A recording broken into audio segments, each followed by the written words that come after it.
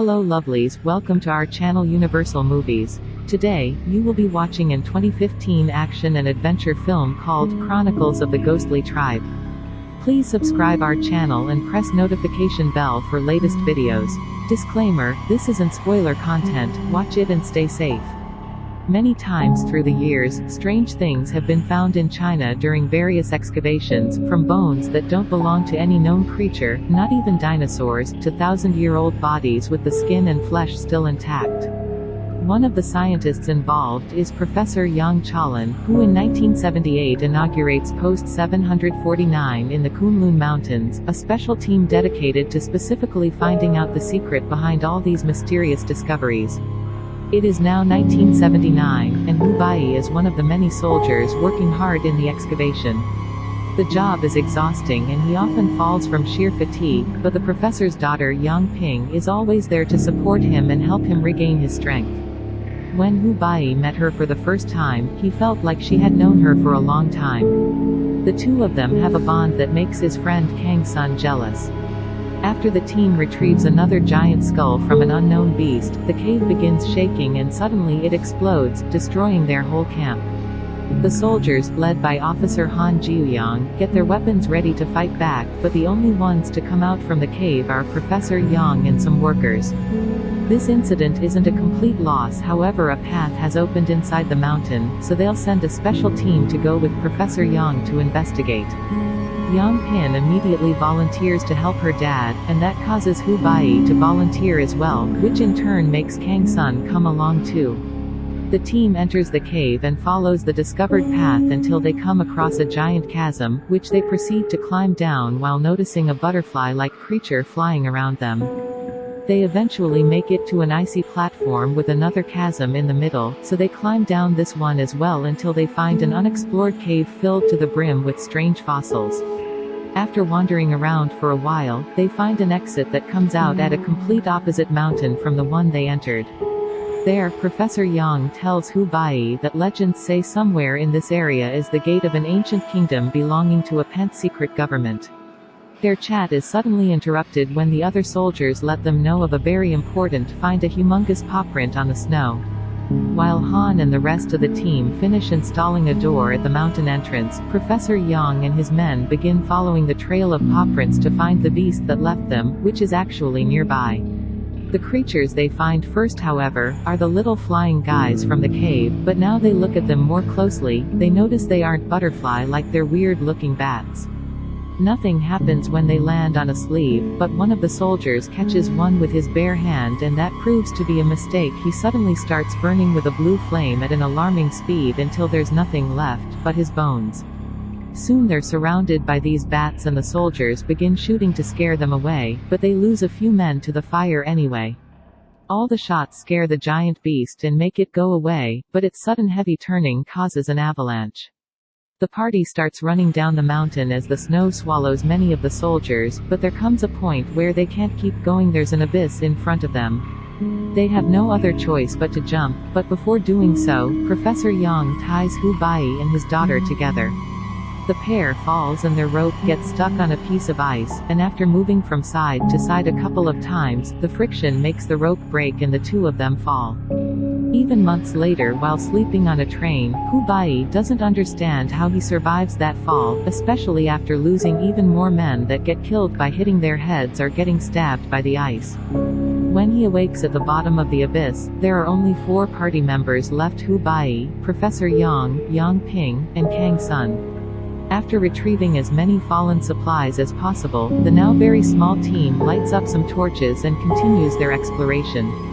They come across a huge cave with a tall tower inside surrounded by building ruins that Professor Yang calls the Sacred Palace of Kunlun. The tower is said to have 9 levels where demon creatures have been sealed, and it's what Professor Yang has been looking for all this time. He gets on his knees in a sign of reverence, then lights up a candle waiting at some sort of altar, which creates a freaky, tall flame that causes a bunch of bats to show up and surround the tower with a red glow.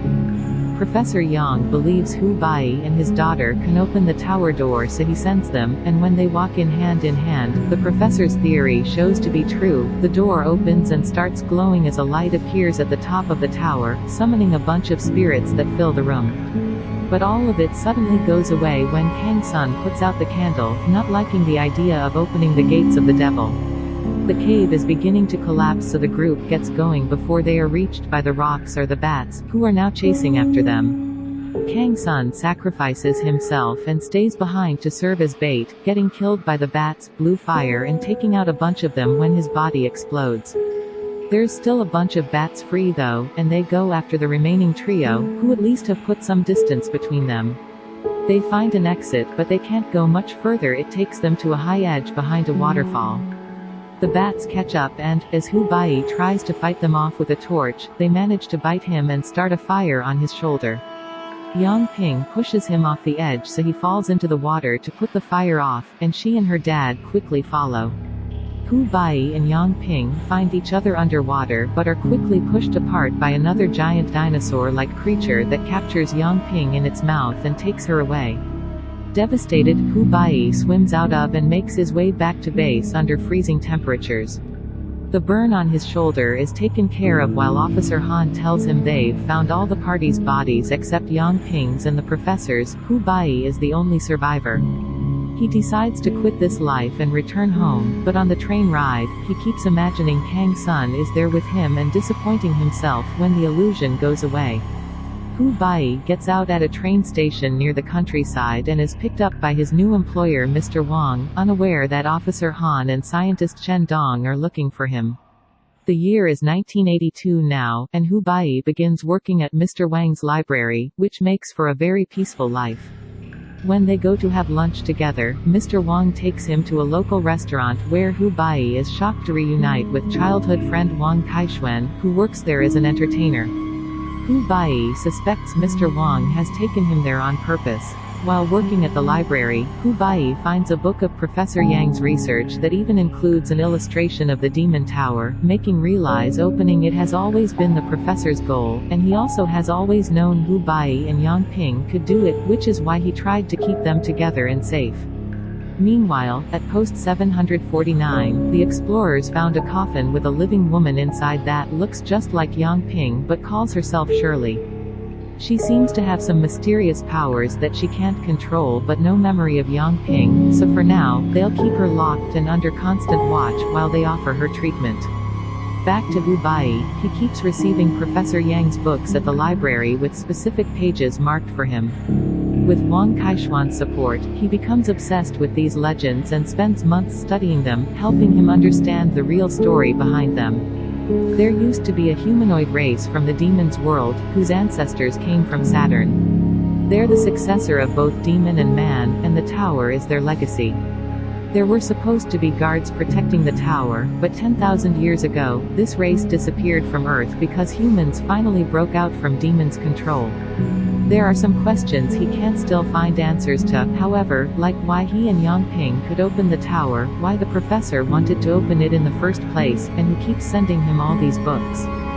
3 years later, in 1985, Officer Han is shocked to learn his team has found Professor Yang alive in the mountains, hiding inside a cave. Meanwhile, in West China, Oil City finds itself under the attack of the mysterious giant beasts. They destroy everything on their path, leaving nothing behind but ruins. Professor Yang tells Han that this must be the consequence of having opened the tower, so he goes to the area to investigate. This incident seems to have awoken Bayi's shoulder scar, which starts bothering him often, and his visit to the doctor causes him to appear on the system, which gives away his location to Han. One afternoon, the shoulder pain gets so strong that suddenly it lights a fire on Bayi's back, and he begins to display powers of his own, making every piece of furniture in the library float.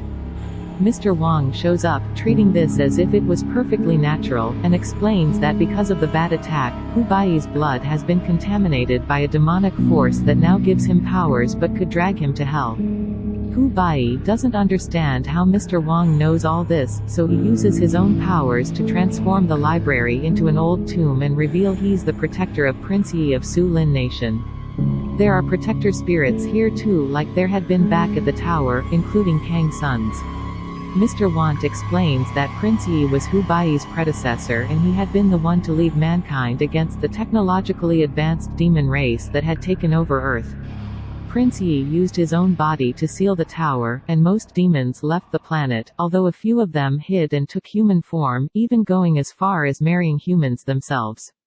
They want Hu Baiyi because as a descendant, he's the only one that can open the tower and free the demons again. At post 749, Officer Han is furious to learn that his team has lost Professor Yang, but some sudden news changes his mood for the better. Shirley has woken up and claims she has her memories back, so she wants to go looking for her father together with Hu Baiyi. Han travels to the library to recruit him, but Hu Baiyi refuses to get back in action after seeing so much death during the last mission. He quickly changes his mind however, when he learns about Shirley since he misses Yang Ping terribly. Mr. Wang thinks it's a bad idea for him to go when demons want to capture him to reopen the tower, but Hu Baiyi wants to understand how Yang Ping has come back to life, and now the beast spirits are attacking the prince's tomb too, so something needs to be done about it at the source. Hu Baiyi leaves the library with Wang Qingxiang, who wishes to help. They travel to northern China where they meet the team that will be looking for the Professor Chen Dong, a woman called Cao Wei Wei, a bunch of soldiers, and of course, Shirley. Hu Baiyi can't stop crying when he sees her again, but while she remembers his name, she acts rather coldly towards him and insists to be called Shirley instead of Yang Ping. The team travels through the desert by using camels. After a few days of peace, they suddenly find themselves in a sandstorm, so they ride away as fast as they can to leave it behind. There's a little detail they don't notice though. The only reason why the sandstorm doesn't follow them anymore is that they cross an invincible force shield that keeps the storm away as they enter the ruins of Oil City.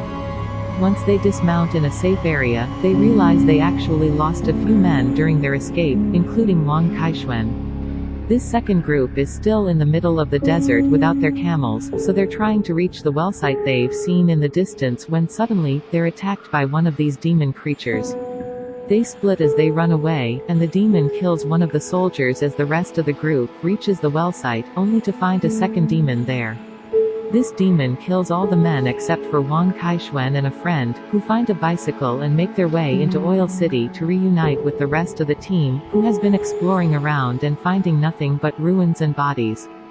Hearing about the demons, Hu Baiyi wants to leave to avoid another massacre like it happened last time in the mountains, but Chen Dong and Shirley want to stay and finish their mission.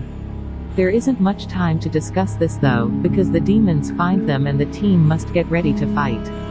They arm themselves and shoot the first beast, thinking they've managed to kill it, then they chase after the second one.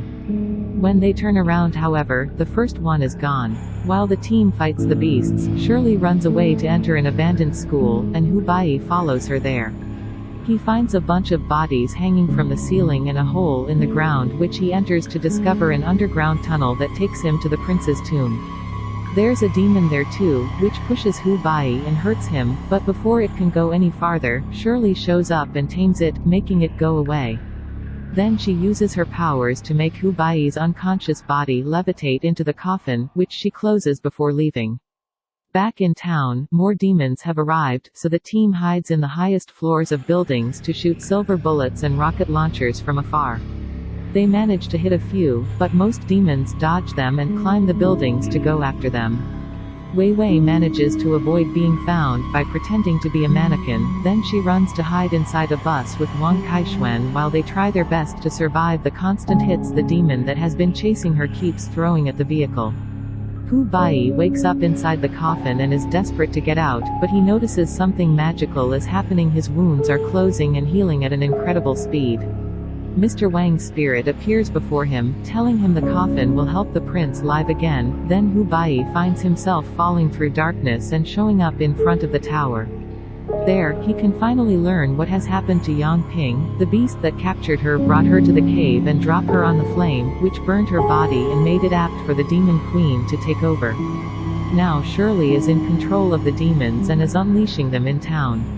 After the beast is gone, Bayi approaches the tower to talk to the queen's spirit, learning that Yang Ping was the other person that could open the door because she's her descendant.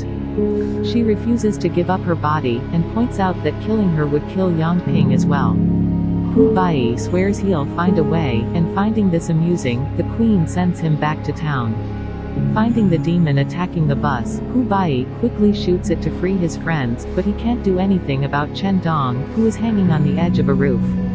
The demons keep coming after him, but Shirley needs him to open the tower door, so she jumps in his defense, throwing a car at the beasts to make them go away. The ones attacking their friends are still around and ready to strike. Chen Dong is even putting his gun against his temple to choose his own death instead of giving his life to a demon.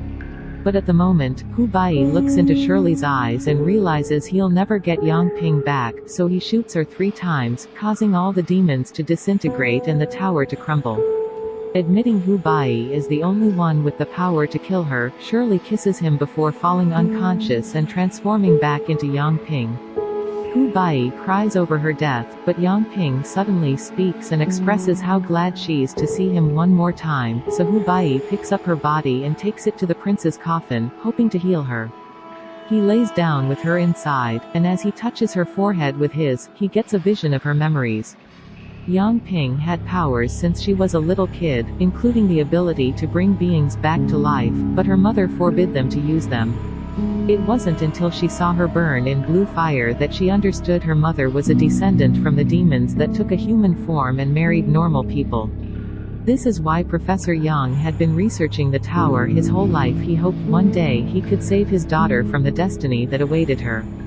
Back in the cave, the only reason why they survived the fall was that Yang Ping had used her powers to revive them all. Before the connection ends, Yang Ping tells Bayi that she loves him and requests not to give up on trying to find her father. Bayi respects this wish and leaves the desert with his team on the camels, ready to keep on searching while a giant beast watches them from afar. Please subscribe our channel, turn on notifications and stay tuned for latest videos. Thank you for watching.